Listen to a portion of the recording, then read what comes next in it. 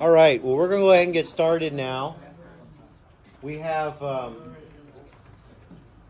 finally here doing the life of David. And I've never done something like this before. So I hope this is a good study for you all. And obviously myself. Hopefully we can keep it interesting. I do want to recommend a book. Okay, this is not the whole life of David. This is actually limited to a very, very small part of his life. It's called A Tale of Three Kings. Okay, I'll leave it up here. You can read this whole thing, depending on how fast you read, in about an hour. Okay, it's really, really short. It looks bigger than it is. Okay, I'm telling you, it's got like big print, lots of paper not being used. Okay? And so it sounds like it's got all these chapters in it, and then 27 chapters, but it's less than 100 pages. And again, it zeroes in on it speaks more to the quality of character of David and Saul and Absalom. Okay? So a tale of three kings. And David's interaction with Saul and then later Absalom. Okay? I give this book my full endorsement. Okay? Yes? Who wrote it? His name's Gene Edwards. I barely know anything about the guy. So a pastor friend of mine recommended this book to me. Previous edition. This is a newer edition of it. Recommended this book to me many years ago. And he basically said, if you do any kind of ministry work, you will need this book. Okay? And I thought, okay. So I read it and I thought this was fantastic. I'm telling you, I've been through it twice, personally, not just the book. I'm saying like kinds of stuff it's describing. And I'm grateful to have had this book. Okay, so again, as we look at the life of David, we are going to look at his character choices and, kind of what comes out, because we're going to see he's obviously not Jesus. He's obviously a sinful man, but there's a reason why he is recognized as he is in Scripture, and why God refers to him as a man after his own heart. Okay, so we're going to see some of those things kind of come out as we look at his whole life here. Today we will talk about David, obviously, but this is the groundwork for the study of his life. Okay, so we're going to look at a few Old Testament passages that get way in front of David. And then we're going to kind of look at the conditions of the land before kings were even chosen. Okay, so we'll go through it. So I have several notes here about different things. When you look at the Old Testament as a whole, there are three major events besides creation itself. Okay, we'll take that as the granted one. The three most important Old Testament events, things that just get repeated over and over, that the law and the prophets keep appealing to, are, first of all, the call of Abraham. That is it was monumental, okay? And it is constantly echoed throughout the rest of the Old Testament. If you remember, God would keep addressing his people. He is the God of their fathers, Abraham, Isaac, and Jacob, and he set up a covenant with Abraham and so on. It was to set a people apart, okay, for the coming of Messiah. The next major event that is repeated over and over is the Exodus event, specifically when not just the plagues in Egypt, but when they left Egypt, and then, so basically the generation that saw the miracles and then didn't believe God enough to go into the land and take it. Okay, that is constantly repeated. Okay, major event number 2. Major event number 3 is the call of David to be king and the covenant God set up with him specifically.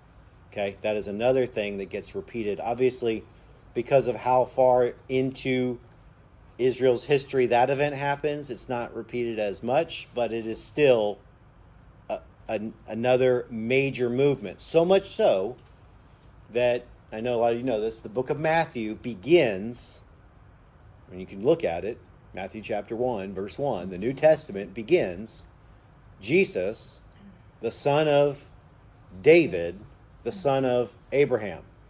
Okay? And the whole book of Matthew, if you look at it, I could show you this, argues basically that Jesus is a greater than Moses character. Okay? So you got, even in the New Testament, right away, the first book, you have the 3 major events repeated. Okay? So that's just, it's good to know, because what we're going to be looking at is something that is very important to God, to let us know what he is doing in his unfolding plan. Okay? Now, we obviously get the benefit of judging David's entire life. We get to see from start to finish and look back on him and go, oh, if he had only known this, like I know this, then he wouldn't have made these choices, you know. So we get to be somewhat judgmental on him and evaluate, because the goal is not for us to be mini Davids, obviously. But there is something we can learn from his life that he knew about Yahweh, that are true things that Yahweh commented on David's life, saying, yes, this is good. So those things we can use to incorporate an appreciation of who God is into our own worship and living. Okay. I'm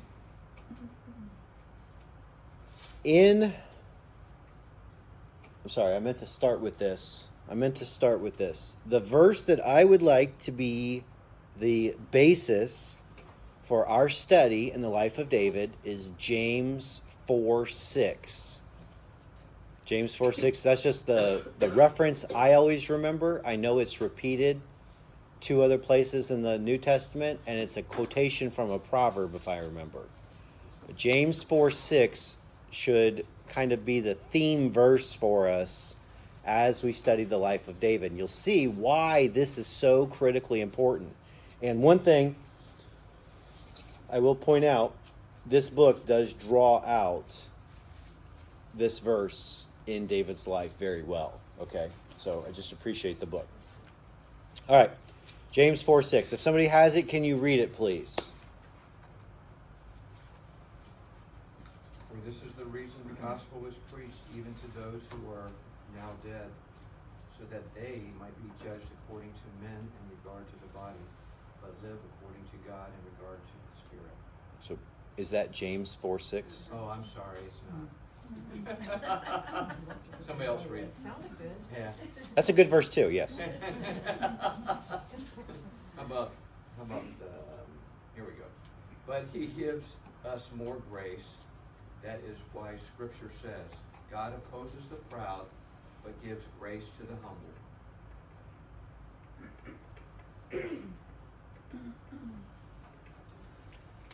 That's it, right? That's it. Yes, that's the right one. Humility. It is such a central characteristic to have, but it's understanding what humility is. Okay, humility isn't just self-deprecating. Okay, that's actually not humility. Okay, so we want to understand what it is and what it looks like. Sometimes humility can look to the world very different than it is for the Christian, okay? So we need to understand exactly what humility is because of how central it is to the Christian life. God resists the proud, but gives grace to the humble. You want God's grace in your life? There is a major barrier to that very thing, okay? And there is a way you can get God's favor and blessing, okay? in your life. So do you want it? Well, then you cannot be proud. You must be humble. Okay? So we'll get through it. In the Old Testament, way before Israel was even a nation, God promised that there would be kings. So if you can look at Genesis 17, and it's specifically verse 6, but the context, just for reference, is God is speaking to Abraham. He's already promised the covenant to Abraham back in chapter 15. He called him in chapter 12. He instituted the covenant in chapter 15. And he is reiterating the covenant to him and giving him the identifying mark of circumcision as the connection to the Abrahamic covenant. Okay? While he is doing that, he is reiterating some of the blessings he has for him. But let me just read from verses 4 on through the first part of 7. Okay? As for me, behold, my covenant is with you, and you will be the father of a multitude of nations. Okay? Abraham has no heirs. He's going to have many nations come from him. Okay? So he will have many sons who will then go on to have their own nations. And no longer shall your name be called Abram, but your name shall be Abraham, for I have made you the father of a multitude of nations. And I will make you exceedingly fruitful, and I will make nations of you, and kings will go forth from you. And I will establish my covenant between me and you and your seed and you throughout all their generations, for an everlasting covenant to be God to you and to your seed after you. Okay. Point being, in Genesis 17, verse 6, he says, Abraham, kings are going to come from you. Okay. Now, the Abrahamic covenant gets reiterated to which of his sons? Isaac. Which of Isaac's sons? Jacob. And then we have Jacob in Genesis 49, if you can turn there. We'll see what happens next. So we'll see Jacob start talking about a king. The context of this is Jacob is on his last moments and on this earth, and he is surrounded by his sons, and he is giving a prophetic utterance for each of their lives in a way, and sometimes it's a rebuke there. But if you look down at verses 8 through 10, Jacob says to Judah, Judah, as for you, your brothers shall praise you. Your hand shall be on the neck of your enemies. Your father's sons shall bow down to you. Judah is a lion's whelp. From the prey, my son, you have gone up. He crouches, he lies down as a lion, and as a lioness who dares rouse him up. The scepter shall not depart from Judah, nor the ruler's staff from between his feet, until Shiloh comes, and to him shall be the obedience of the peoples. Okay? So where did Jacob get this idea that one of his sons would carry the responsibility of royalty above the other sons? Okay? Well, right here, when God says to Abraham, from you there will be kings. So Jacob identifies which one of his sons would be the line that royalty comes from. Okay? So the king of Israel would have to be from the line of Judah, obviously. Okay? Note that it says that the scepter shall not depart until Shiloh comes. That is talking about peace. That is basically the Messiah who will bring about the eternal kingdom. Okay? And look at the last line There's my translation, which I'll read again, but yours may say nations, but it just says, and to him shall be the obedience of the peoples. It may say nations or something else like that. Note that Jacob was looking forward not to just the king of Israel, but the king of the world. Okay? So Israel's king eventually would be king of the world. His brothers would bow down, but so would the nations. Okay? So this was all prophesied in advance. Now, a question may come up, why Judah? Why did God pick Judah? Why not the firstborn? Why not the secondborn? Or the thirdborn? Why did he wait till son number 4? Okay? Well, the truth is, the Bible doesn't tell us. Okay? So that's the answer. The Bible doesn't tell us. We can ask him when we get there, among other questions. Well, except for the first 3 sons did not perform very well. Neither did Do you Judah. want to root? Yeah, but Judah came out for Benjamin, and Understood, but still, he Reuben was a- slept with someone, and then Simeon and Levi, they were a wreck. I know you don't want to. I have a special place in my heart for Simeon and Levi. they all I just- were. Okay. I do. It's an ongoing joke in my family about Simeon and Levi. All right. So, but to your point, and in my notes, asking why this. So, I will ask you to turn real quick to Genesis 38, verse 26. So we don't have explicit answer as to why God chose Judah, but there might be a hint of it. Okay? And we'll talk about this in actually just a few minutes. But note in Genesis 38:26, when confronted with the fact that he was, in fact, the father to the child that Tamar was carrying, he says, and Judah recognized them and said, she is more righteous than I, inasmuch as I did not give her to my son Shelah, and he did not know her again.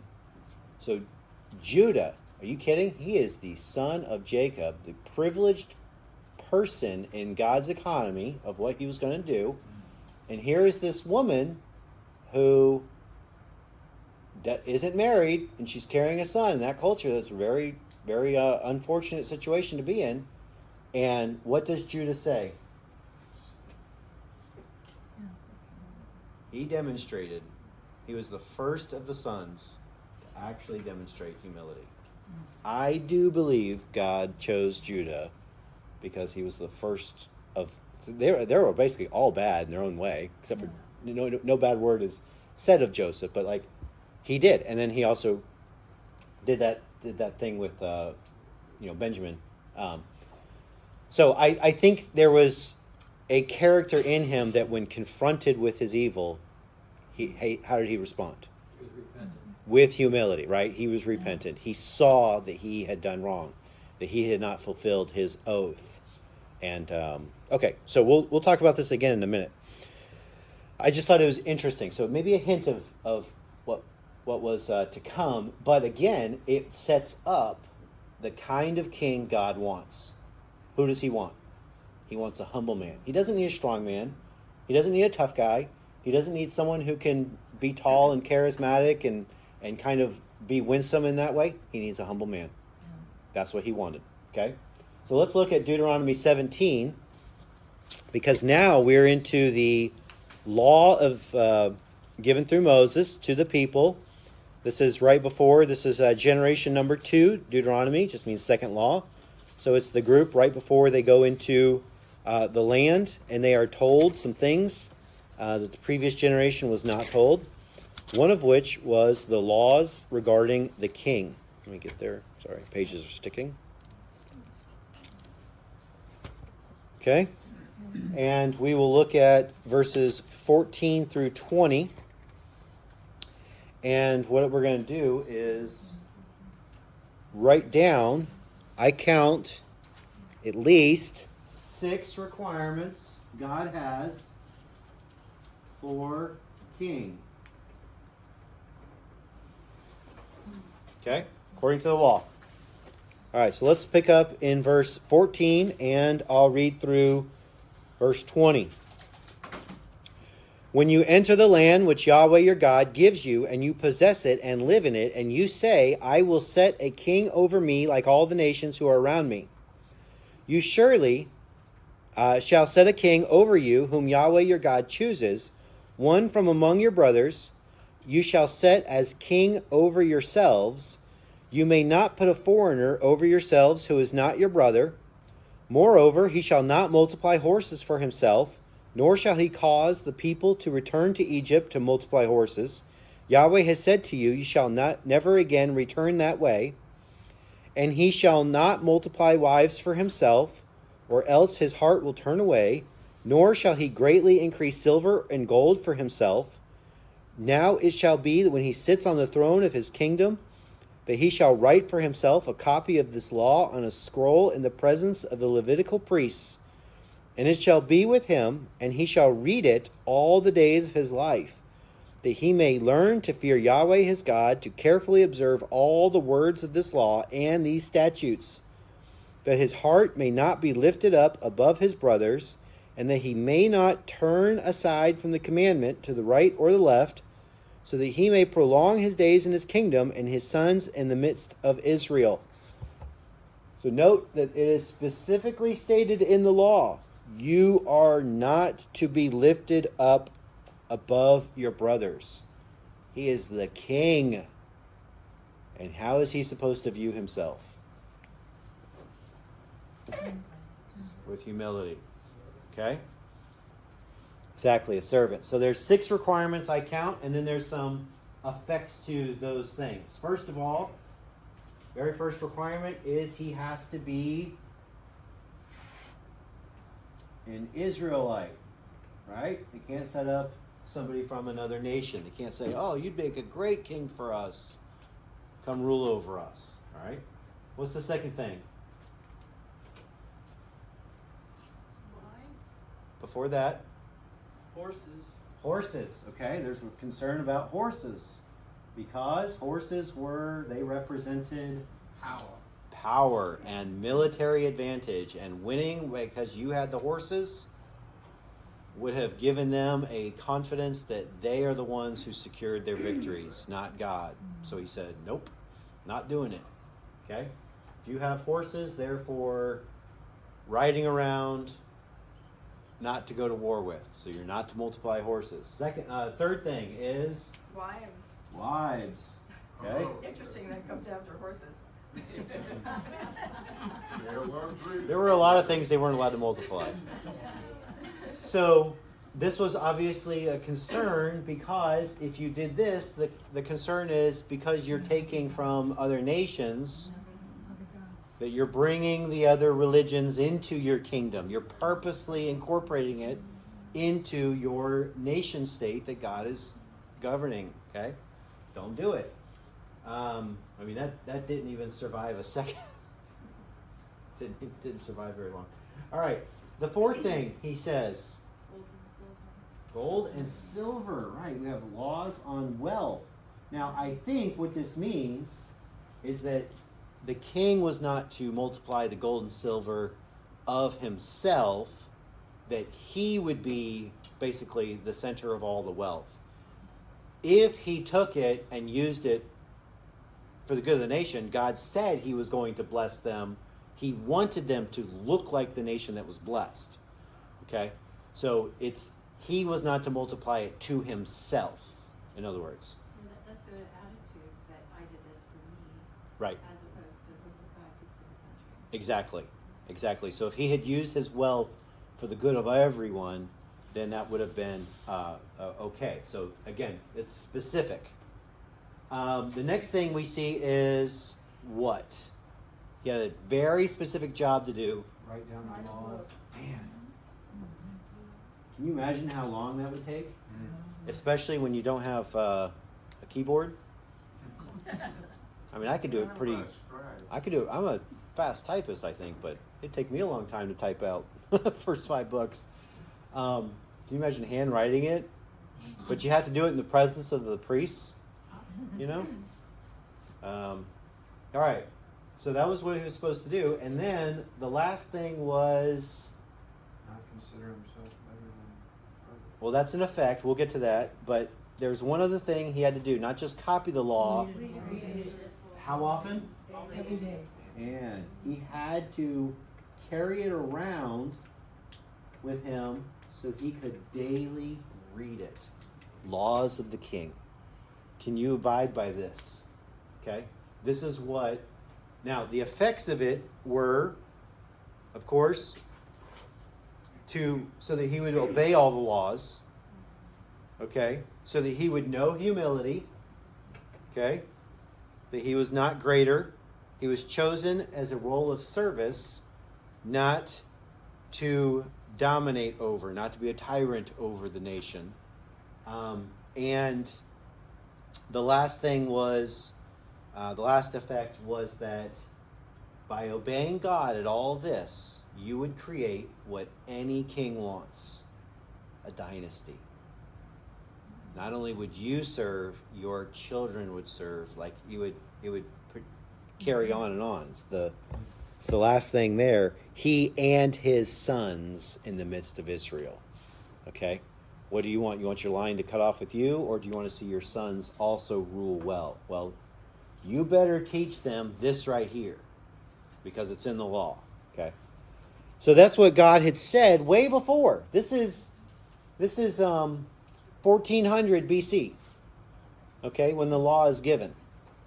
David, approximately, his birth was, I can't believe I didn't write it down.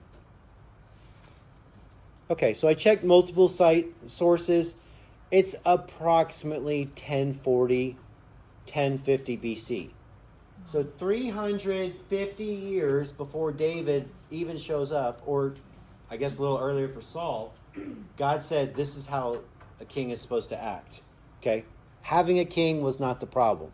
It's having the right kind of king was the issue. Ruth. So then in verse 20, it goes on also to say that they need to do the statutes, they need to put it into action. And then in verse 20, it says that this is how you don't get exalted. So this doing these things, all of this list, and then doing scripture is like the definition of it. Yeah. Hey, James, Yes. but God never wanted them to have it. No, no. Well, so we will get there.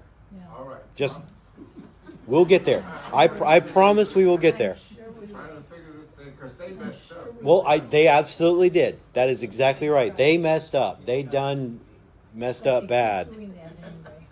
All right. So before we go any further with that, I also wanted to mention that there were 3 women who were changed by Yahweh in David's line. I mentioned this. This is actually very important because these were not Jewish women.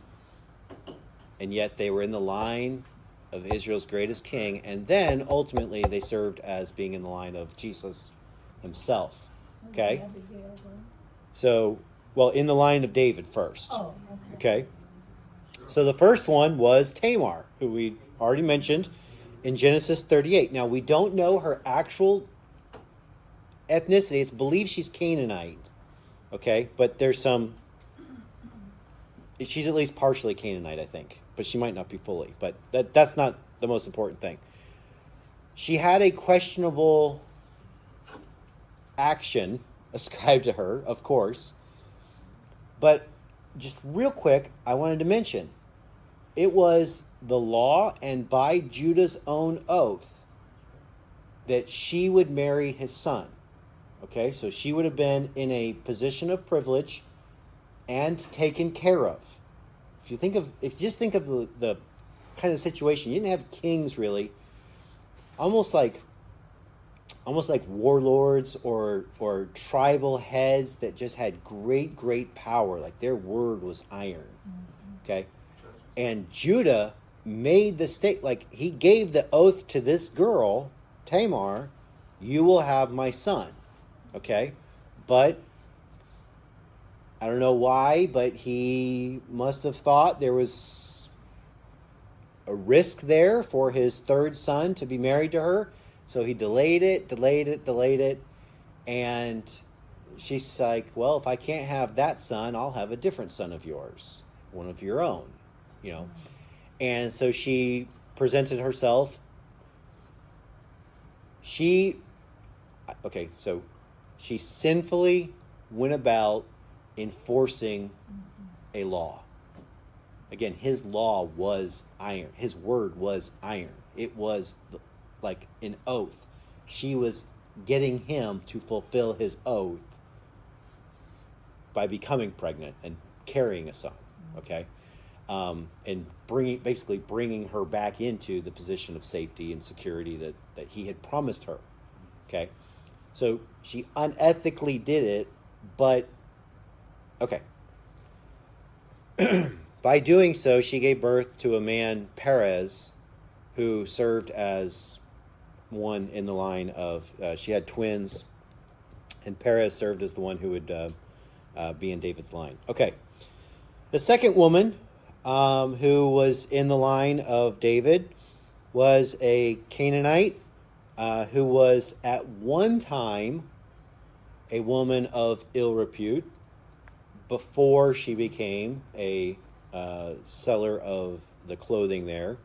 And that is, of course, Rahab, who was redeemed and saved and brought into God's covenant people.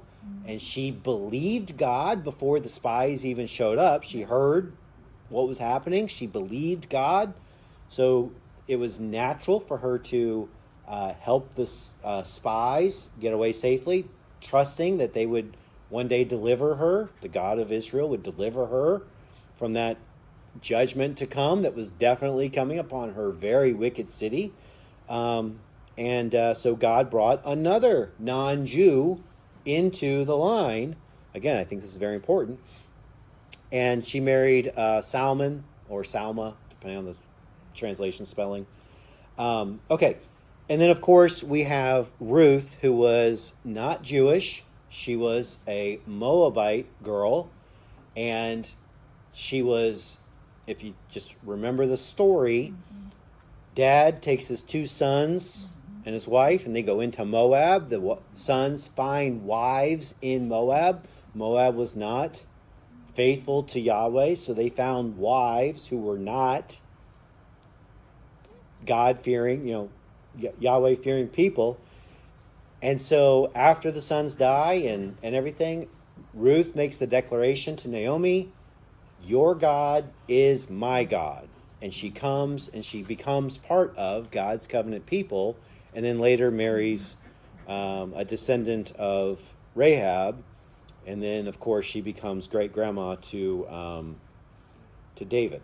Okay, so 3 women. It's important to note, non-Jewish women incorporated into the line. I'm not saying there weren't others, but it actually does have significance in that God's plan was to always save from the nations. Salvation was never exclusive to only Israel, okay? And they would all play prominent roles. David was born in Bethlehem, again around 1040 maybe.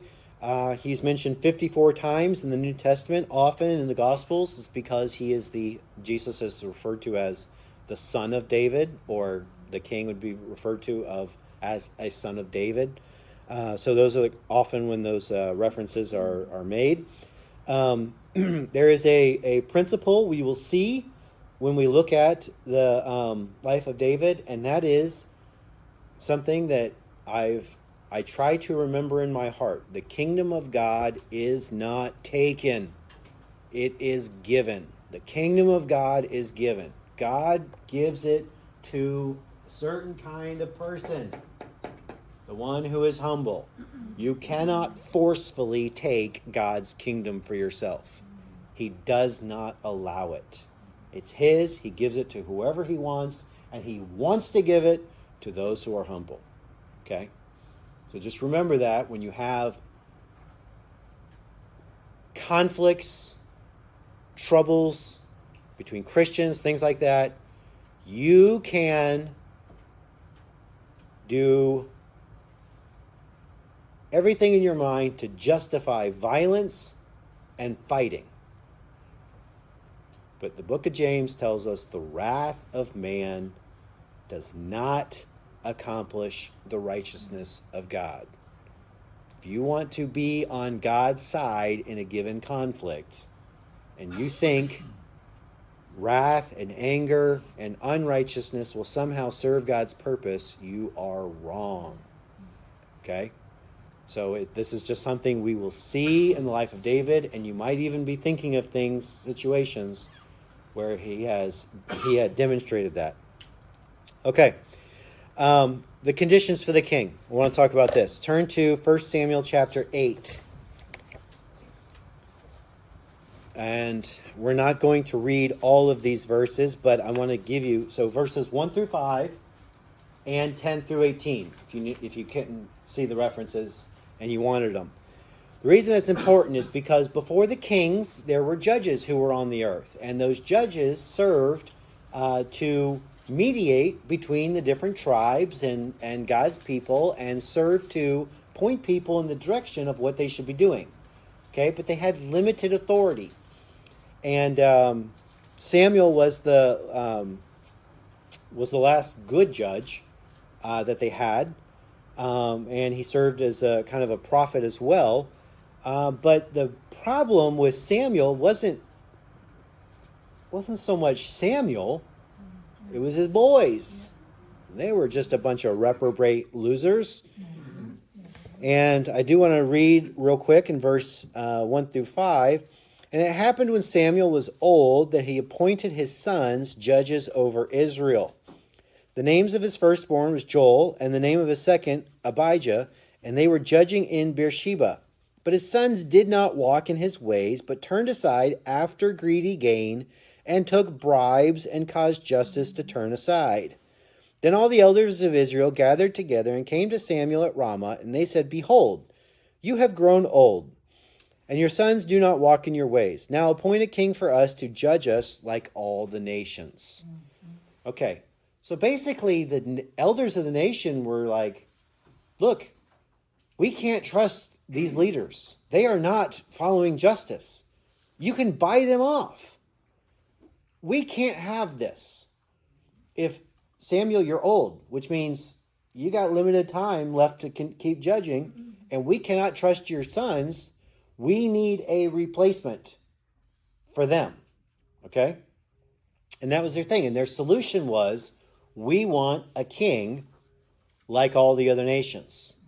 Okay? That was their mistake. They didn't go to him and say, we want God to give us a king according to the law that he said he could do.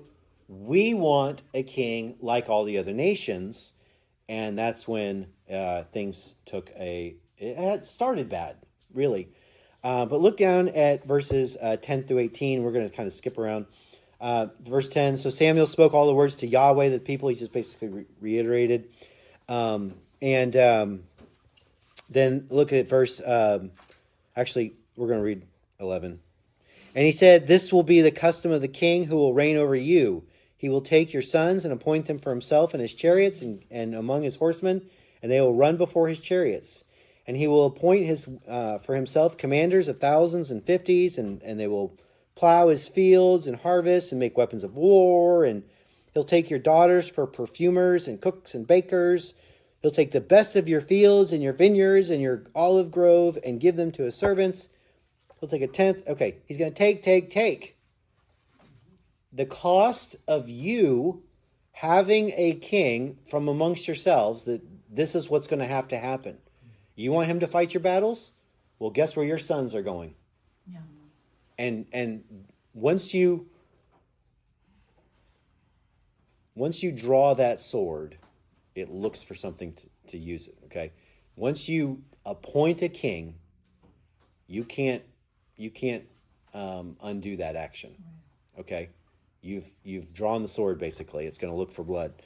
But I want to point out Verse 18, then you will cry out in that day because of your king, whom you have chosen for yourselves.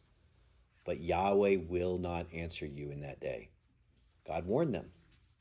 If this is the kind of king you want, he's going to take your sons and daughters, and you just have to deal with it. And when you say, oh, God, we've changed our mind, that is a prayer he will not hear. Okay? I'm not listening to it. He warned them. Okay? So what was about to come their way, he warned them, I'm not going to undo it. You will get what you want. Okay? And so he allowed them to have it. But they were, in their minds, they were desperate, but they didn't turn to God. That was their mistake. They turned and said, we want what all the other nations have. Okay? We want the strong man. Okay? So we want the guy who's going to fight the other side kind of a thing. And, we see that in our politics today. We want the strong guy who's going to fight the other guys. Well, at what cost is that going to bring? And so he warned them there would be a massive cost. Your land, your food, your children. Right. I mean, it's going to affect everything. But this was the conditions that were on the earth and the land. And so what do they do?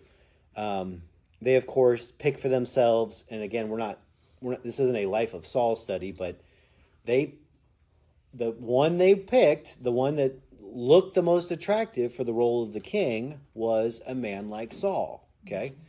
And so that's who they thought would be great. And he had lots of early success. And man, everything was just going great until it didn't. Okay? Then all of a sudden, Saul's character comes out and he starts making evil choices, bad choices, evil choices. And so God says to Samuel, okay, I'm going to have you appoint a new king. And of course, that's what we see in 1 Samuel 16. So just turn. I know we'll just take a few more minutes.